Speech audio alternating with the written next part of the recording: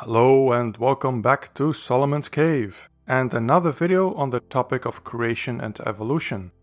The first of a three-part miniseries on Charles Darwin's Voyage of the Beagle.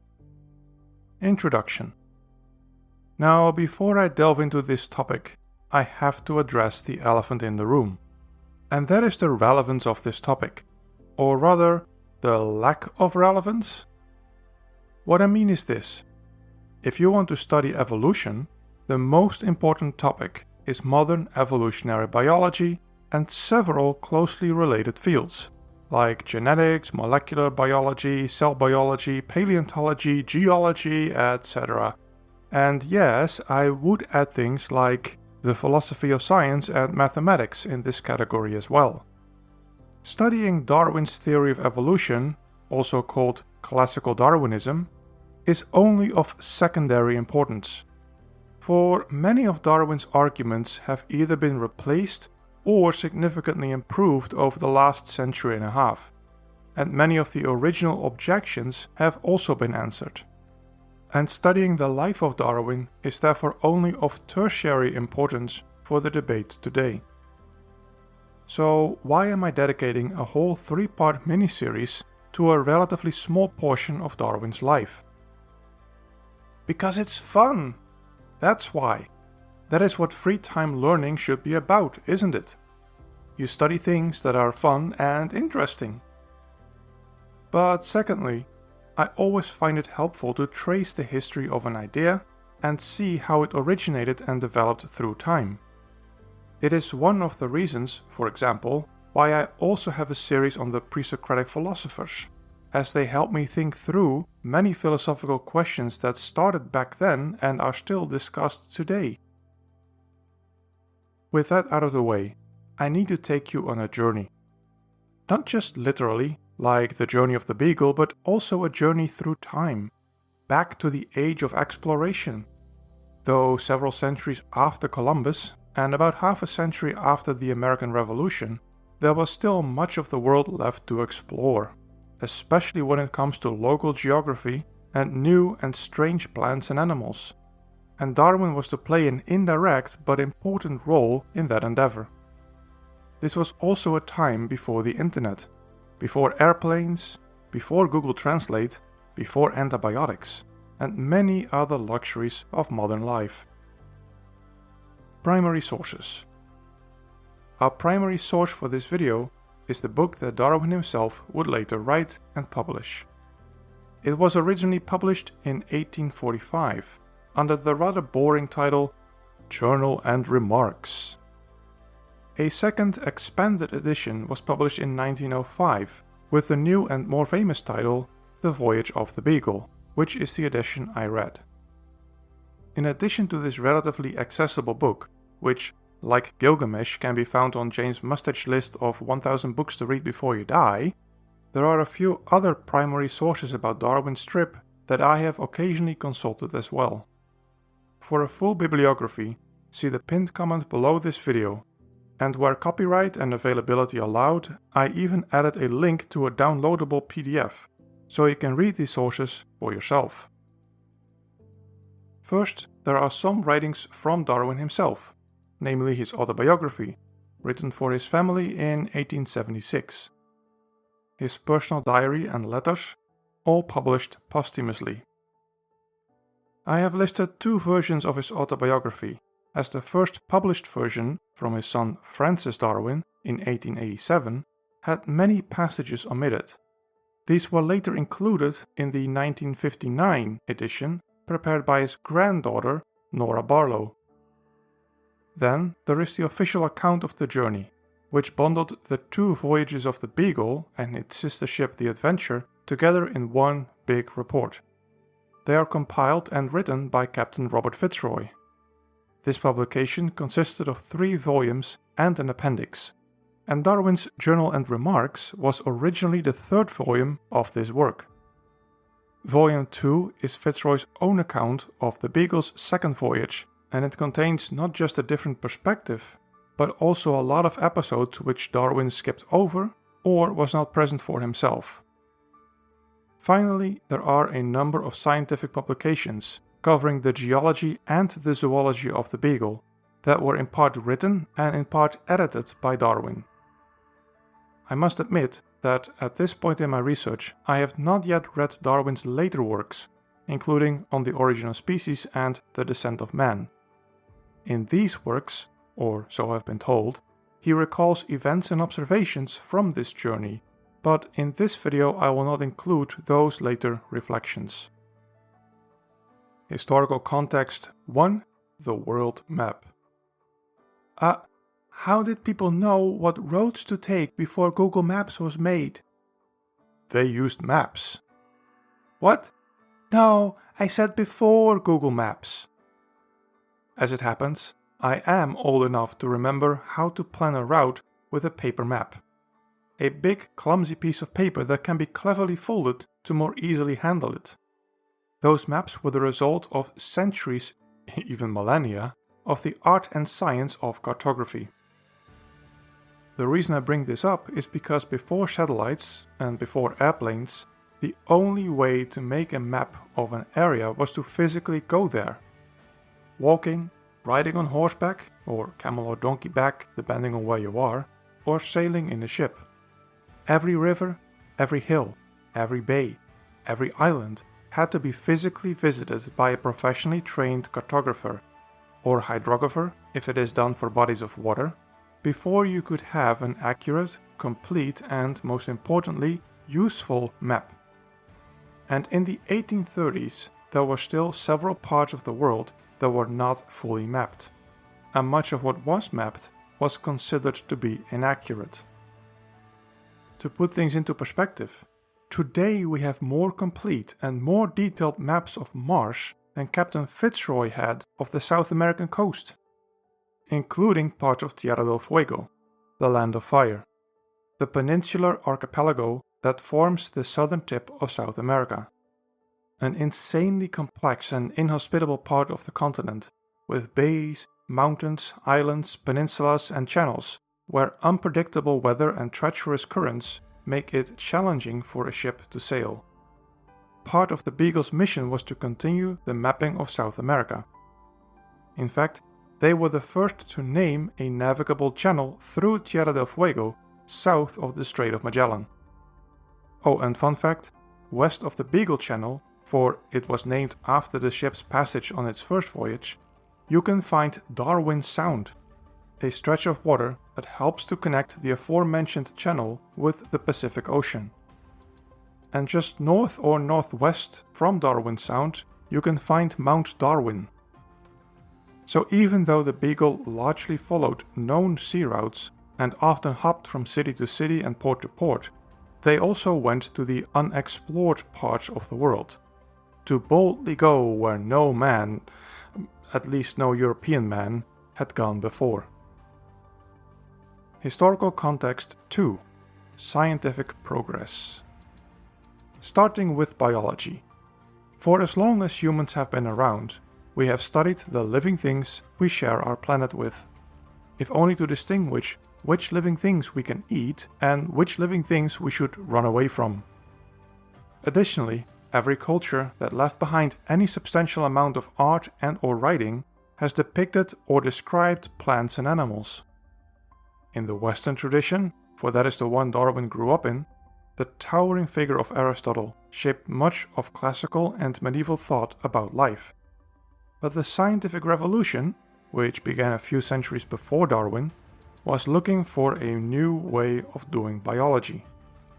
Of course, we have to mention Carl Linnaeus, who developed an elaborate classification scheme and refined and popularized the modern scientific binomial system by which species are named. He was also, along with a handful of others, open to the idea that Aristotle's concept of the fixity of species, namely that a species was created for one particular environment and could not change, left something to be desired. However, despite the openness of some limited variation, or deterioration as John Ray called it, no convincing mechanism by which such variation or deterioration or evolution could take place had yet been proposed. A few brave attempts for a theory of evolution had been made, including by John Ray and de Buffon, who talked about degeneration or deterioration, for which see my video on taxonomy. Erasmus Darwin, Charles's grandfather, proposed a theory of transformism and species development based on dynamic living matter that could make organisms and species gradually transform through the influence of their needs. Jean-Baptiste Lamarck famously had a theory of inherited acquired traits. Etienne Geoffroy Saint-Hilaire popularized a type of transformism for which he argued based on comparative anatomy. And Robert Chambers, who, anonymously, argued for a form of evolution or progressionism in which the cosmos and life were guided towards the ultimate goal, up the so-called chain of being, which had humans at the top. But since those theories were unsatisfactory to most scientists of the day, the default assumption of many naturalists was still Aristotle's fixity of species. Though some historians of biology have pointed out that a hard fixity of species concept was not absolute or universal prior to the early modern period. There were, however, a few cracks in the Aristotelian biblical armor. One challenge was, of course, that as European naturalists began to visit more and more parts of the world and began to discover more and more species, how could Noah fit all those animals on the ark? It is one thing to imagine all known European species of land animals and birds in a large boat, but for the whole world? Additionally, the budding science of paleontology, pioneered by naturalists like Georges Cuvier, began to find fossilized creatures that were almost certainly extinct now. If God had created all species at the beginning of creation, and He created all of them to live in specific environments, then why would they go extinct? These were just some of the questions that Darwin and his fellow scientists must have been wrestling with at that time. Not that these challenges by themselves made scientists lose their faith in a creator God, in large part because there was no viable alternative, but they did give them a difficult puzzle to solve. This tension between a well-established and widely held scientific theory on the one hand, and a number of puzzling challenges on the other hand, by the way, is something that occurs frequently in the history of science. For that, see Thomas Kuhn, a philosopher and historian of science, who will eventually get his own video. But that's a side note. Biology aside, there was another scientific discipline that was going through a major growth spurt: geology. Rocks and minerals, like plants and animals, have been studied for millennia by humans, but what was new was a completely new vision for the discipline. Not just individual rocks were of interest to the modern geologists, but rock formations, in both senses of the word. Namely, one, the way rocks are found in formations or compositions, forming layers of varying thickness that can be traced over hundreds or even thousands of miles. And two, how these different rock layers and their composite layering were formed over time by natural processes. Were they sediments laid down by rivers? Were they volcanic rocks of solidified lava? Were they formed on land or at the bottom of the ocean? These questions, and especially the first one, may have been a curiosity for the early scientists, but the British Empire lit a fire under them. The British were not just interested in colonizing and trade and spreading Christianity, but they also wanted to develop both their own country and the lands that they now governed. Among other things, this involved a lot of digging. Digging for harbors, digging for canals, digging for roads, etc., etc. And what do you find when you start digging? Yes, rocks. Layers and layers of rocks. So infrastructure planners went to the local geologists and asked, "Hey geologists, come look at these layers of rocks. Can you, map them out or something? That way we can better predict where it is easier to dig and we can better plan our infrastructure projects. And so, the science of geology turned from a curiosity and a hobby into a vital part of empire building. Just as it is today, since geologists play an absolutely vital role in helping fossil fuel companies find new oil and gas fields that they can then exploit. As for the second question, namely exactly how rock formations were formed, it appears that René Descartes in the early 17th century was one of the first to propose a couple of naturalistic processes, but it really took off in the late 18th and early 19th century with geologists like James Hutton, Adam Sedgwick and Charles Lyell. Not only did they propose a number of natural processes that could explain all sorts of rock formations, but they also began to think of the Earth as being much, much older than a few thousand years. These geologists, especially Sedgwick and Lyell, influenced Charles Darwin. In fact, the first volume of Lyell's Principles of Geology, 1830, was given to Darwin as a gift by Captain FitzRoy shortly before they embarked on their journey. The second and third volumes of the trilogy were published while they were sailing in 1832 and 1833 respectively, and Darwin was able to acquire them along the way. The ship, the HMS Beagle. The HMS Beagle was a Cherokee-class naval vessel, one of 104 such vessels ever built. It was ordered on the 13th of June, 1817, as part of a batch of 12 identical ships. Along with its sister ship, the Barracuda, it would be constructed in Woolwich and be formally launched on the 11th of May, 1820.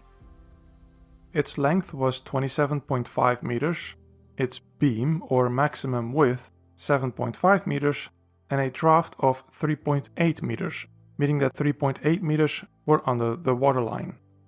And in freedom units, that is a length of 90.3 feet, a beam of 24.5 feet and a draft of 12.5 feet. Darwin called the ship very small in some of his letters prior to departing. He didn't have much to compare it with, though it was indeed one of the smaller types of vessels in the Royal British Navy at that time. It had 2 masts, later upgraded to 3, and carried first 10, then 6 and finally 7 guns. It was commonly operated by some 65 sailors, but could hold up to 120 men if necessary. But this type of ship was not popular. They were not the most stable or reliable ships in the Royal Navy. The design allowed for the decks to be frequently flooded with water, while it was equally difficult to shed the water again. These ships thus gained the unenviable nicknames Coffin Brick and Half-Tide Rock, an apt name as almost a quarter of them were lost after wrecking or floundering. After finishing construction, the Beagle did nothing, or at least nothing interesting that the historians found worthy of mentioning. With one exception, namely that it was apparently the first man of war to sail fully under the Old London Bridge as part of the coronation of King George IV. This changed in 1826 when the HMS Beagle, along with a large transport ship, the HMS Adventure, set sail under Captain Pringle Stokes to survey the coast of Patagonia and Tierra del Fuego. They departed on May 22, 1826 to begin their survey. However, when they reached Port Famine, who names a Port Famine, in the Strait of Magellan, Captain Stokes, after foul weather, a severe food shortage, scurvy, and an outbreak of pulmonary infections, seems to have fallen into a deep depression. The enormity of the task, which would later also challenge Captain FitzRoy to his limits, weighed heavily on Stokes, and in the end he shot himself and died on the 12th of August, 1828.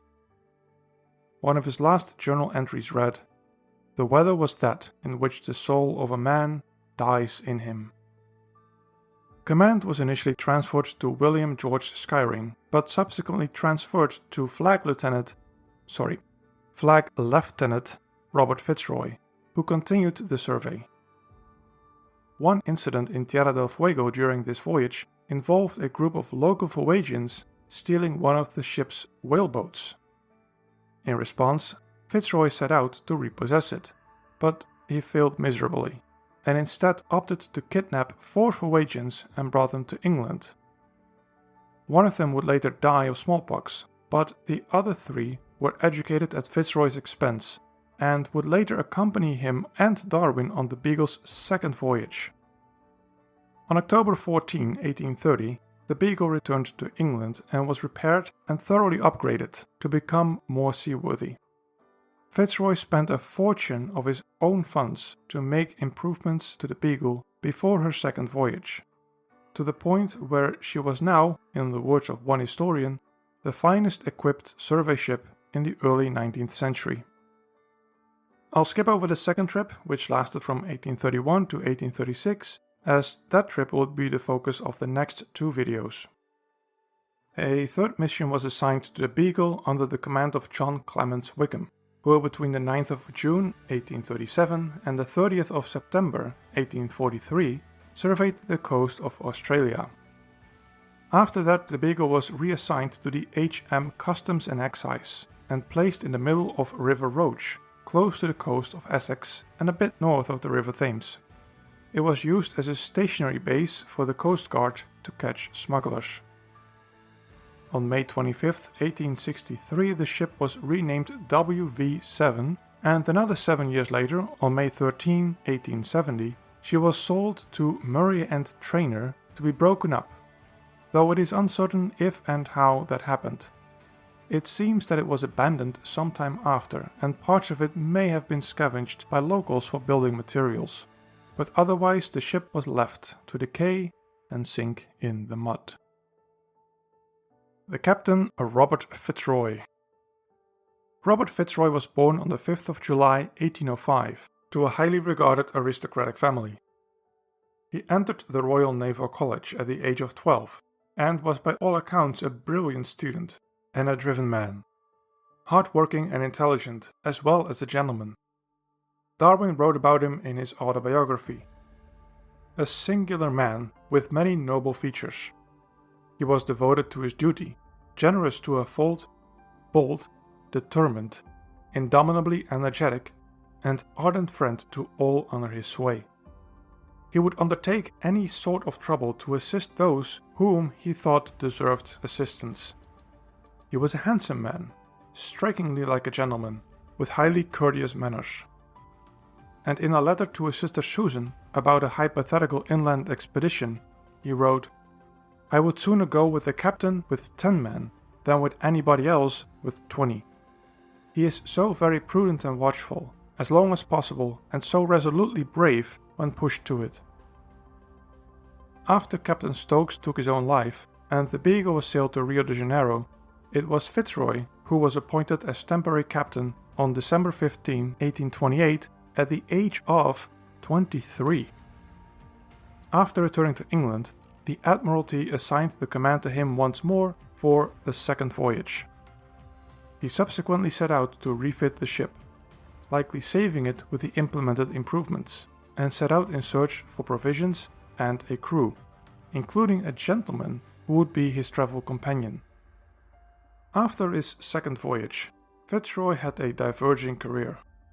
Within the Royal Navy, he managed to obtain the rank of Vice Admiral in 1863, one of the highest ranks. In politics, he stood for Parliament for the Tory party for the city of Durham in 1841. But when William Hobson, the first governor of New Zealand, died, FitzRoy was appointed as the second governor and assumed office on the 26th of December 1843. Sadly, his rule proved troublesome, and he was recalled a few years later. After that, he devoted much of his attention to meteorology and made perhaps his most important contributions. In the mid-1850s, he set in motion a plan to provide each harbor with a barometer that could be consulted by the crews of every ship before they set sail or went fishing. By the late 1850s, he also coined the term weather forecast to describe the newly formed science-based practice of predicting the weather.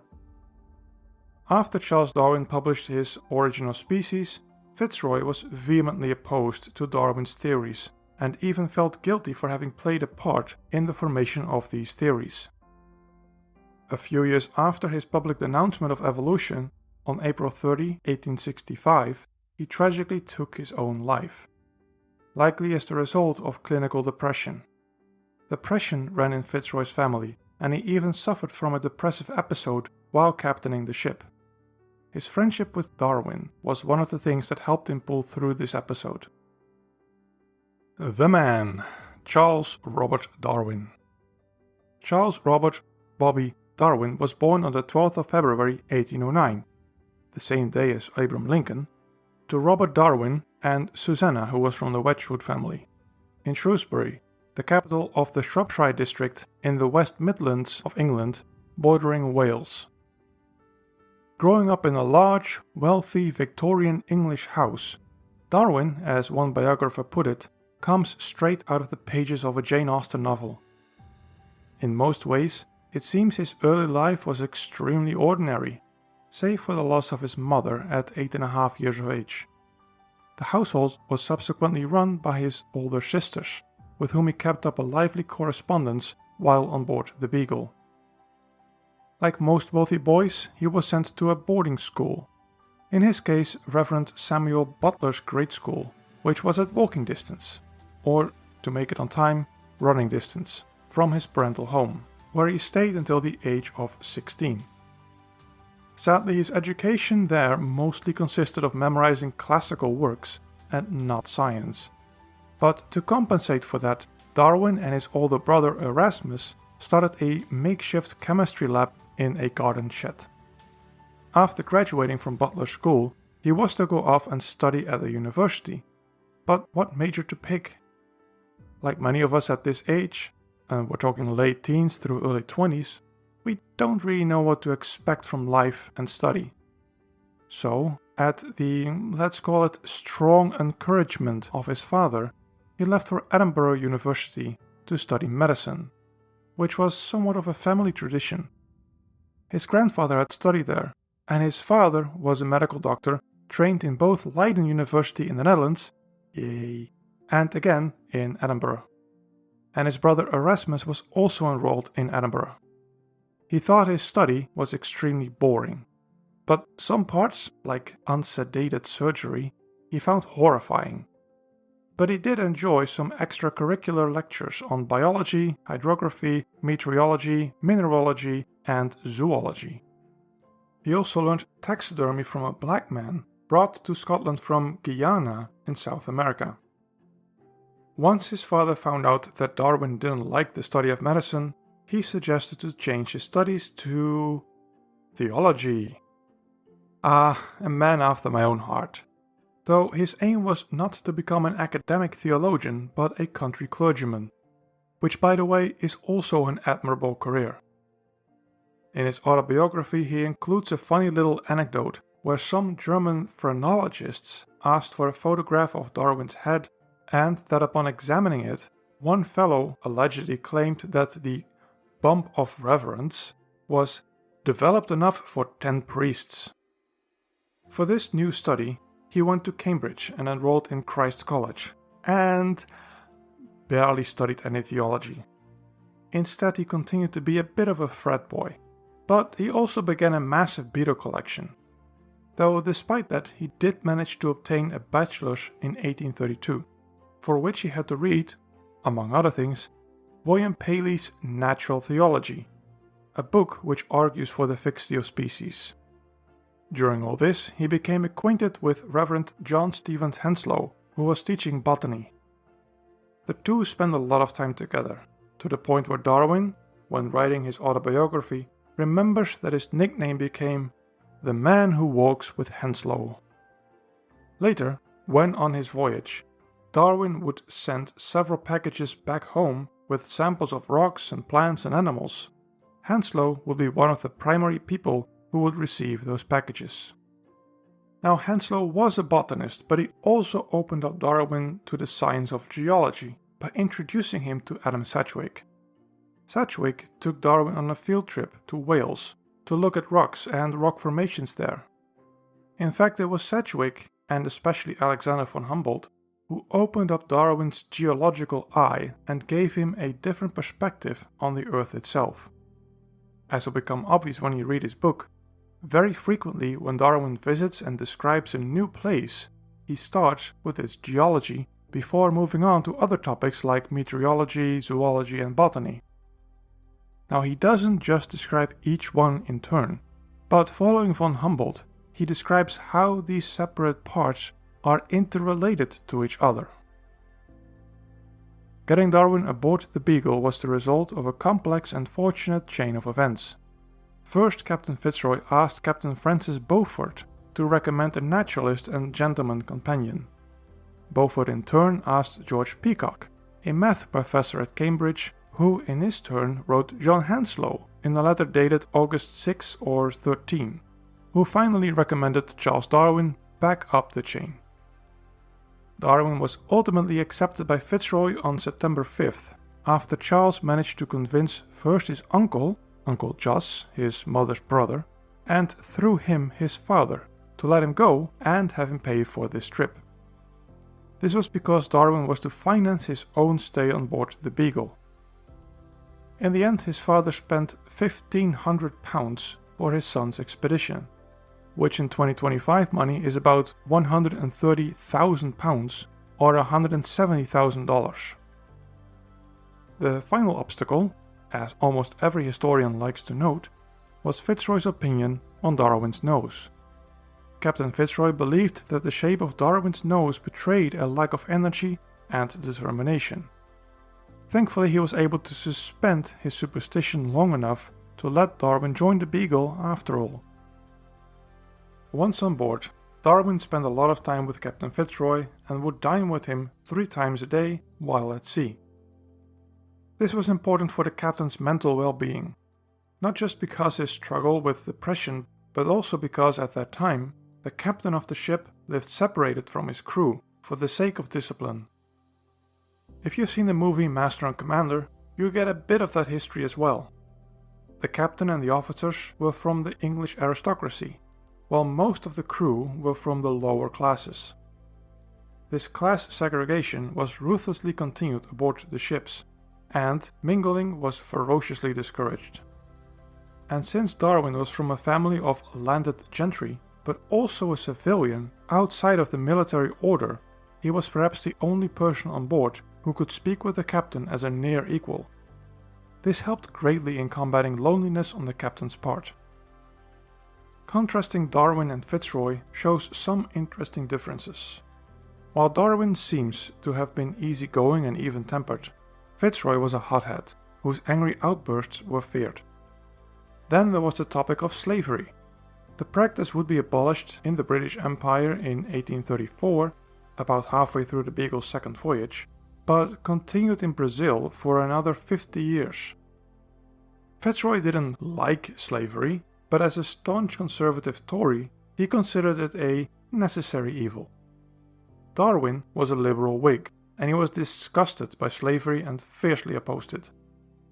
These two contrasts, of both character and views on slavery, was reenacted in the BBC miniseries in the following scene, which is lifted almost verbatim from Darwin's diary. Come now, philosopher. They're tough, these blacks. I've been up country with Lennon myself, remember?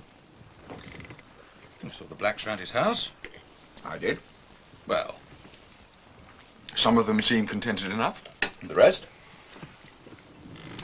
I think one can become blinded by the natural gaiety of the Negro. Put yourself in the position of a slave, FitzRoy, with your wife and children torn from you and sold to the highest bidder like beasts. For all his hospitality and courteous manner, Lennon is still capable of that. But they are of a different race from us, Darwin. Surely acknowledge that? I acknowledge that they're of the human species. In that they don't differ from us. Should we not show them Christian charity? You doubting my charitable Christian intentions? Of course not. One day, when I was with Lennon, for my specific benefit, he called together a group of his slaves and asked whether they were happy and whether they wished to be free. Every single one of them answered no. Oh, come, FitzRoy, do you really consider the answer of a slave in the presence of his master to be worth anything? Are you doubting my word? There's no question of your... Are you doubting my word? Your word is not the issue. It's that of a slave in the presence of his master who owns him as you would own a dog. Get out. Doubt my word, but don't expect to share my quarters in this ship. Get out!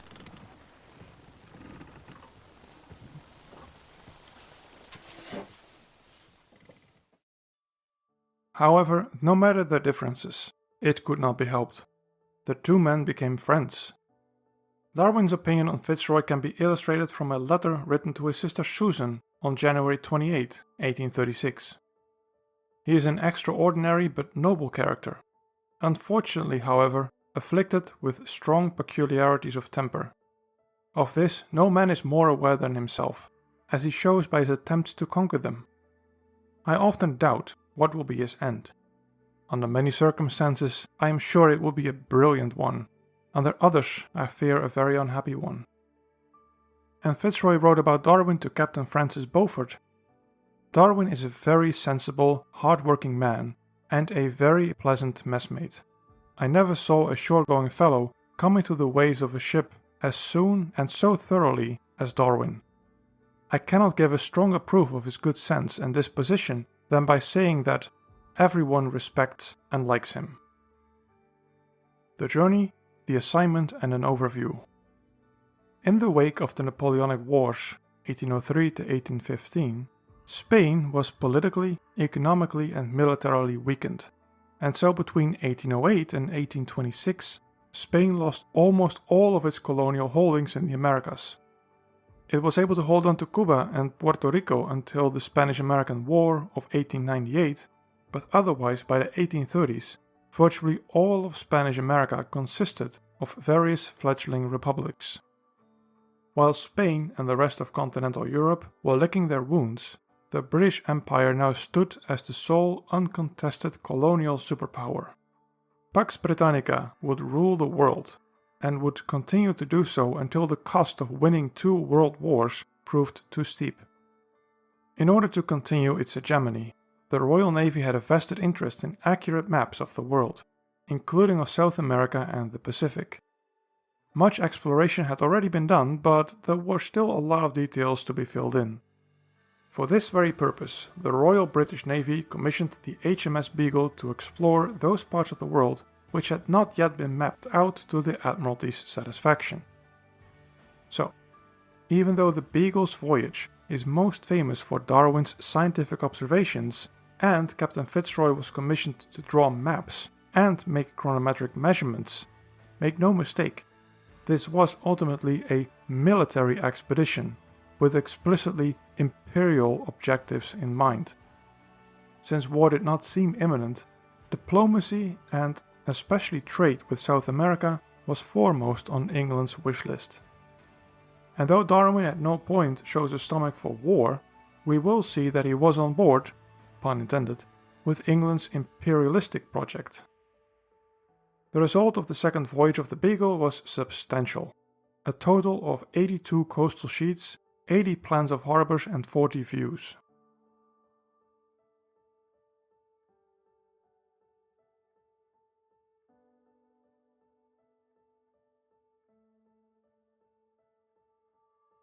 The book itself, an overview.